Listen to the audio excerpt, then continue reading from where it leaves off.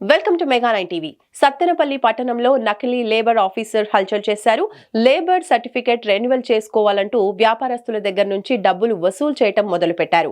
సత్తెనపల్లి పట్టణంలోని బస్టాండ్ ఎదురుగా ఉన్న షాపుల వారి నుంచి డబ్బులు వసూలు చేస్తూ ఉండగా అనుమానం వచ్చిన వారు పట్టుకుని పోలీసులకు అప్పగించారు.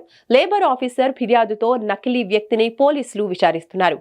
ఈ ఫేక్ ఆఫీసర్ ముప్పాళ్ల గ్రామానికి చెందిన కందుల వెంకయ్యగా పోలీసులు గుర్తించారు.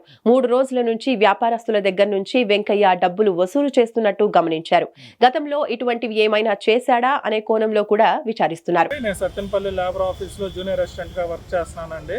సో 3 days నుంచి సత్తెనపల్లిలో అన్పర్సన్ గా ఒక అతను వచ్చి లేబర్ ఆఫీసర్ అని చెప్పి లేబర్ లైసెన్సులు రెన్యూల్ చేస్తానని ప్లస్ వాళ్ళ దగ్గర 500 నుంచి 1000 రూపీస్గా వసూలు చేస్తున్నారని షాపు యజమానులు కంప్లైంట్ చేశారు ఈరోజు. సో ఆ వీడియోస్ నిన్న మొన్న 3 రోజుల క్రితం వీడియోస్ కూడా షాప్ ఓనర్స్ పంపించారు. అది చూసి ఈరోజు అతను వస్తే డబ్బులు బట్టి లైసెన్స్ ఇవ్వడానికి వస్తే డబ్బులు తీసుకున్నాడు. సో లేబర్ లైసెన్స్ ఇచ్చాడు. సో అతను ఫేక్ అని తెలిసేసరికి స్టేషన్కి వచ్చి కంప్లైంట్ ఇచ్చాం.